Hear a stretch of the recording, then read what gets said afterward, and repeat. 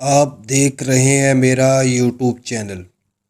آنے والے نئے سبسکرائبر کو خوش آمدید کہتا ہوں۔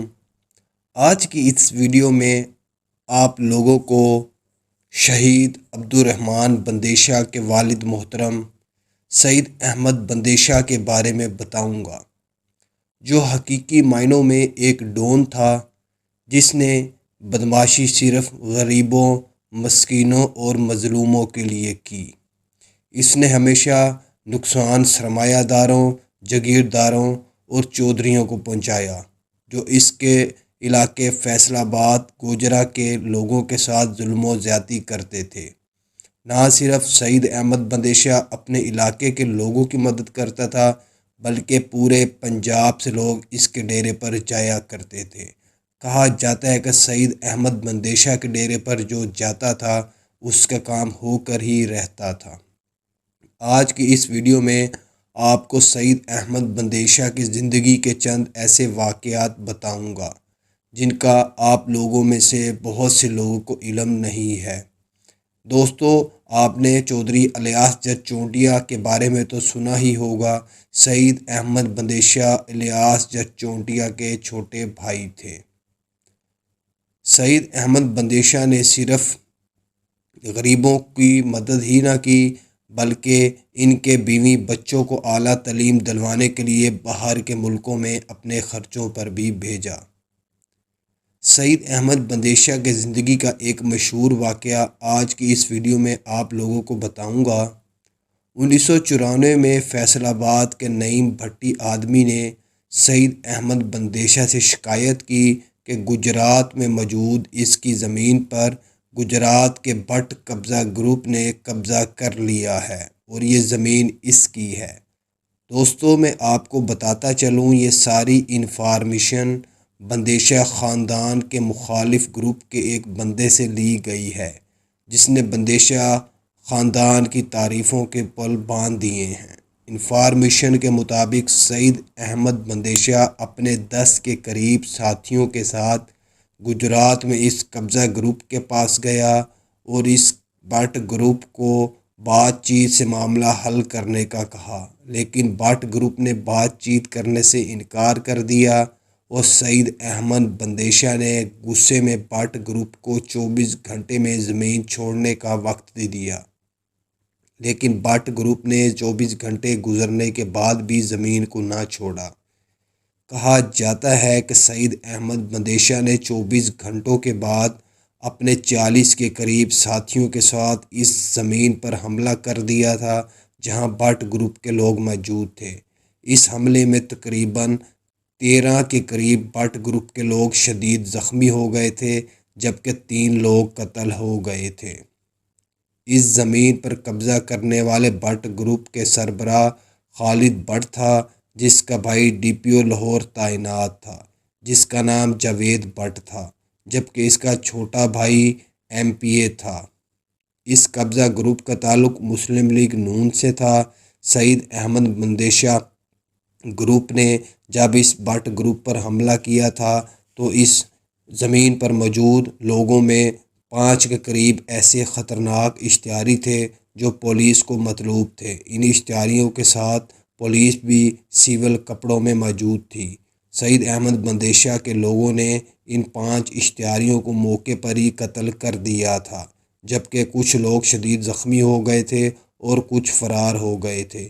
پولیس کو بھی اس بات کا اندازہ تھا کہ اگر اس نے سعید احمد بندیشہ کے خلاف کارروائی کرنے کی کوشش کی تو ان کے لیے مسائل پیدا ہو سکتے ہیں۔ پولیس نے اس معاملے کو دبا دیا، جس کا بعد میں کسی نے ذکر تک نہ کیا۔ دوستو، اس واقعہ کے بعد یہ زمین سعید احمد بندیشہ گروپ نے اپنے علاقے کے نعیم احمد بھٹی کو واپس کر دی تھی، اور زمین واپس ہونے کے باوجود بھی سعید احمد بندیشہ کے لوگ 13 مہینوں تک اس زمین پر موجود رہے تھے اور انہوں نے نعیم بھٹی کی زمین کی نگرانی کی تھی۔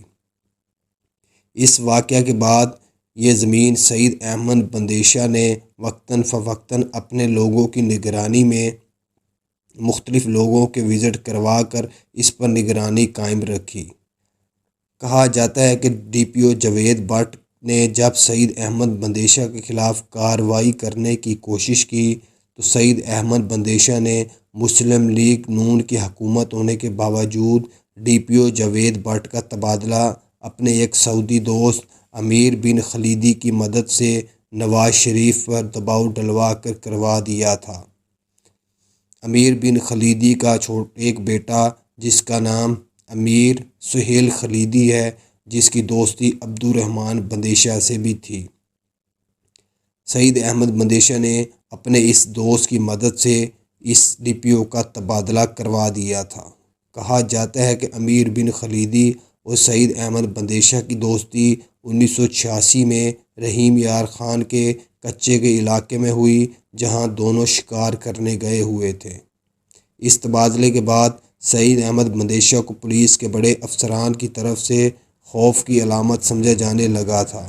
1997 میں سعید احمد بندیشہ نے اپنے بھائی الیاس جٹ چونٹیا کی مدد سے پولیس کی اپیل پر کچھ ایسے اشتہاریوں کو گرفتار کروایا جو پولیس کو درجنوں قتل کے مقدمات میں مطلوب تھے۔ ان اشتہاریوں میں جیدی خان، پپو بٹ، مٹھا شیخ وغیرہ شامل تھے، جو اس زمانے پنجاب کے مشہور خطرناک اشتہاری تھے۔ سعید احمد بندیشہ اور الیاس جٹ چونٹیا نے اپنے ذاتی بندوں کے ذریعے انہیں اٹھوا کر پولیس کے حوالے کیا تھا۔ اس کے بعد پولیس نے آئی جی آفس میں ان کے عشائیہ میں ایک دعوت بھی کی تھی۔ سعید احمد بندیشہ گوجرا میں اپنے ایک دوست کی بیٹی کی شادی میں جب شرکت کے لیے گیا تو اس کے دوست نے اس کو شکایت کی کہ سابق سیکرٹری پنجاب نے اس کی بیٹی کے ساتھ اپنے ڈیرے پر زیادتی کرنے کی کوشش کی ہے۔ تو اس بات کی خبر جب سعید بندیشہ نے مختلف ذرائع سے کنفرم کروائی تو سعید احمد بندیشہ نے فون پر سیکرٹری آفس میں تعینات اس وقت کے نوکر کو فون کیا اور اس سے بھی مکمل تفصیلات حاصل کی۔ تفصیلات کنفرم ہونے کے بعد سعید احمد بندیشہ نے لڑکی کے باپ سے ہی اس سابق سیکرٹری کو قتل کروا دیا تھا۔ لڑکی کے باپ نے سعید احمد بندیشہ کے پشت پناہی کی وجہ سے اپنے ہاتھوں سے اس سیکرٹری کو گولیاں مار کر قتل کر دیا تھا۔ کہا جاتا ہے کہ اس سیکرٹری کے قتل کے بعد اس کے بچوں میں سعید احمد بندیشہ کا اس قدر خوف تھا کہ وہ پاکستان چھوڑ کر لندن شفٹ ہو گئے تھے۔